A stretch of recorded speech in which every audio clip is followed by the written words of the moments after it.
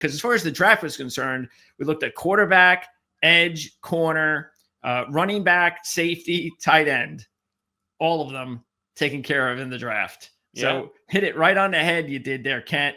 And even though the quarterback was number one, that really turned out to be one of the best picks for the Colts. This was an A grade for me, by the way. I thought the Colts had a tremendous draft. Well, the draft in total. I thought, okay. And Riley Leonard was a big part of that.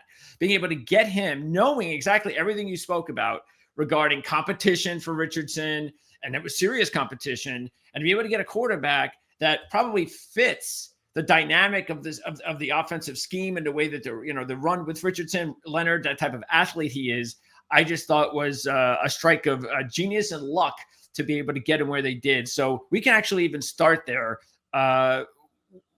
Again, everything that we've talked about with Richardson, this is no mystery to Colts fans. So how did the Colts fans take to Riley Leonard being on the team now and how that's going to affect Richardson? Colts fans have a history of rooting for the third string guy to become the starter. You know, that happens everywhere. It happened for me when I was a Bears fan. You're like, Vince Evans, hey, Bob Avellini, hey.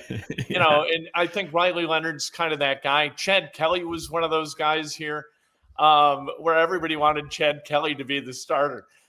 Riley Leonard, though, I think anybody who watched him in college, especially that first drive against Ohio State in the national championship game, you understand what kind of competitor he is. And that if he can kind of deliver the ball on time and on target, we're going to see him today. OTAs start today. So we get to see Riley Leonard a little bit this week and then next week and then minicamp. And I think that's going to be interesting to see, like arm strength. I'm not too worried about arm strength, but his understanding of football might not be at the level it needs to be in order to be a really productive player. And so I want to see evidence that during the offseason, Steichen and Jim Bob Cooter and Cam Turner have been working with him and trying to advance his understanding of kind of, the calculus of NFL schematics. But I think really good. The more competitors you can go get in the 6th round and in 7th round, 5th round, the better. And I don't think there's any question about Riley Leonard and his ability to compete. And that's actually been one of Ballard's strengths, as we know, and that's being able to draft and acquire contributors later in the draft. And by the way, Leonard, even though it's interesting, even though he had more college experience than Richardson, he's a few years younger than Richardson. He's not really an old player, Leonard. Right. You would have thought that he would have been a little bit older with all the experience he had, but he's at a good age. I guess he's going to turn 23 in September. But we didn't really talk about Daniel Jones, so maybe this is a good time to do that as well. So, because he's obviously a lot more ahead of the game than Leonard. So that's really the guy that is going to put Richardson on notice more than Leonard early on in the process. So what about Daniel Jones and whether or not you think he has a legitimate chance to start? He has a legitimate chance. And he was asked about that. Shane Steichen was, and the acquisition of Jones and what is going to be the key priority for Shane in terms of evaluating these guys and deciding who should start. And he said, and he sort of meanders through his answers and really doesn't say much too often. He's a bit of a politician in that way. But with this answer, he just said consistency. I need to see consistency. And I think that was a shot across Anthony Richardson's bow. Because the one thing, Anthony Richardson, when you watch him practice or you watch him play, there are moments when you're like, holy hell, like nobody can do what we just saw this guy do. But then the next play is going to throw it to the other guys, or he's just going to miss the read entirely.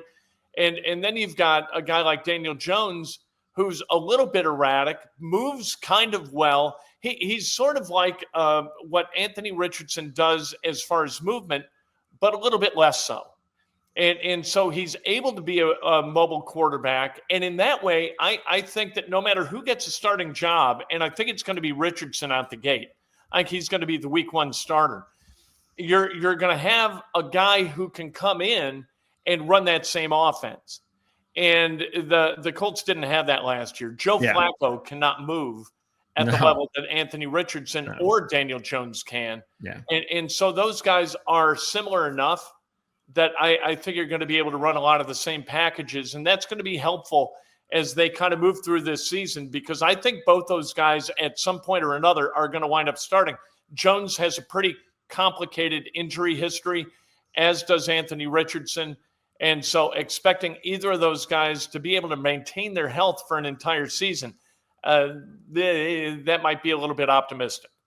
I mean, just looking at the depth chart here at the quarterback position, where the Colts depth chart has been the last few years, I think the fans should be really excited about the depth. Now, again, whether any of these guys can turn out to be the man, that there's no guarantee there, but it's exciting enough. And again, like you said, I think it shows that they're doing something a little bit more, I guess, I don't know, correctly. Like you said, Flacco being a backup really didn't make any sense, considering he had no identity towards Richardson's game, but these guys do.